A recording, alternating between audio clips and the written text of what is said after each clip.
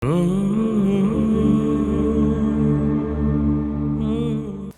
الله الرحمن الرحيم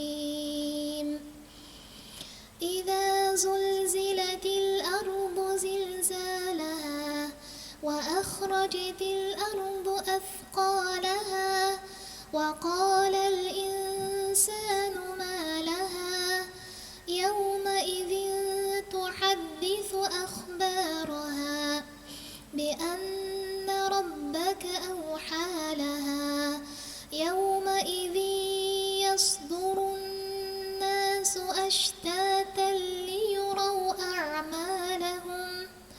فمن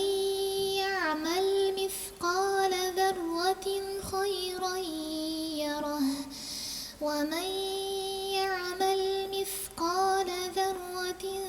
شرا يره